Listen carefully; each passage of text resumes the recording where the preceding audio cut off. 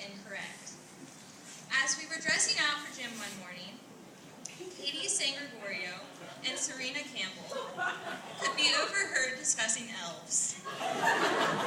By this time, I had accepted that elves were a pretty common topic for Katie and Serena, and thus continued tying my shoe. The conversation continued for a few more minutes before Shannon King interrupted. And in true Shannon fashion, with true Shay sass, she looked at Katie and Serena for a couple long seconds before saying, "Katie, Serena, elves aren't real." Imagine for a moment something between Lord of the Rings and Fight Club, and you will have a pretty good idea of what happened in that locker room.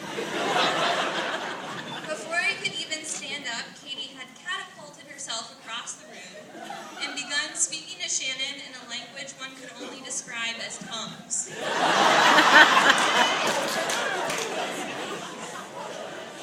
At first, I thought this was maybe Italian, as Katie is Italian. But when I realized it wasn't, I tried to recognize hints of French or maybe German. It wasn't until Serena pushed Katie back and began speaking to her in the same way that I knew it was Elvish. Or at least I think it was Elvish. Regardless, it was in that brief lapse of time that I asked myself, what have I done? This question would become a recurring theme for me.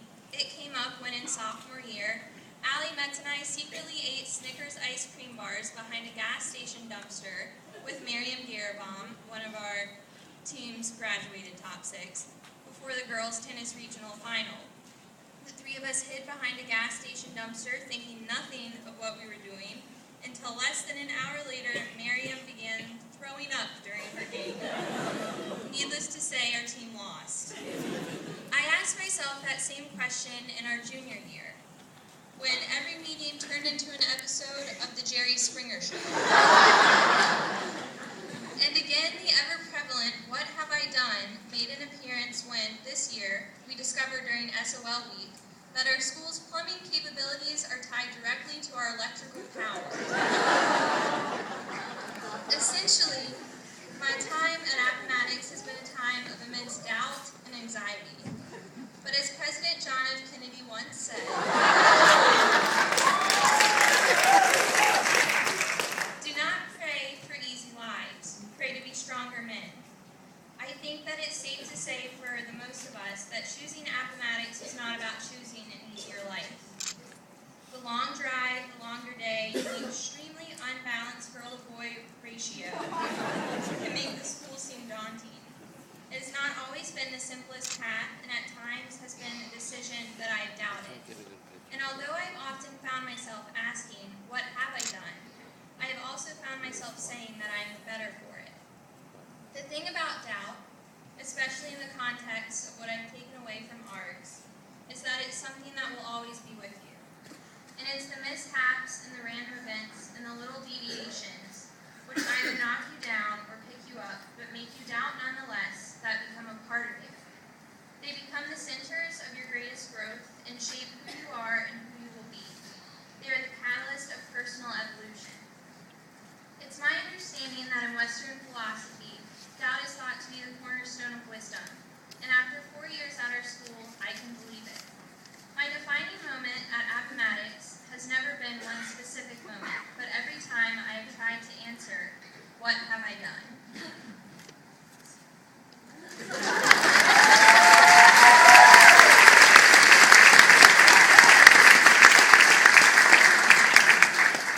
And I'm not leaving yet, because now it is also my great honor to speak for a moment about our sponsors.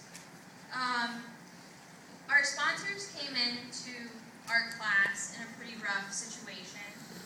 It was unfortunate, the circumstances, and the year was hard. This year was really hard. It was a struggle.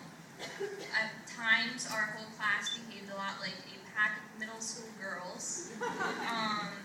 And I think that we can all say that we put some wear and tear on Dr. Cunningham and Ms. Simmers. love them a lot. We really do love you guys. Trying to find Miss Simmers.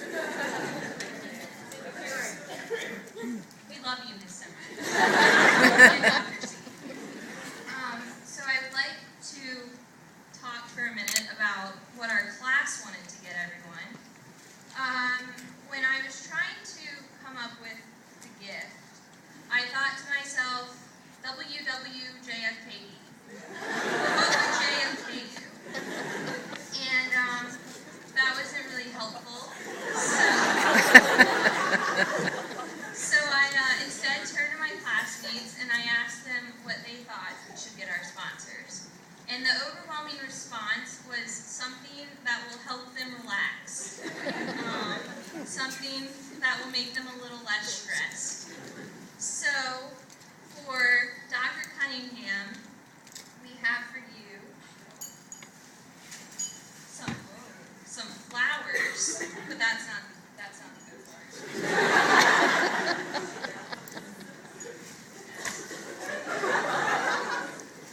We also have a book. And a gift card to get massages.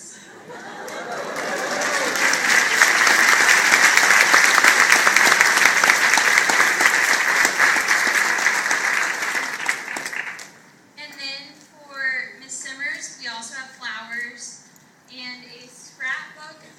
Oh, sorry to come back. We also have a scrapbook and a giant Michael's gift card to get everything the good scrapbook. Oh, good scrapbook needs.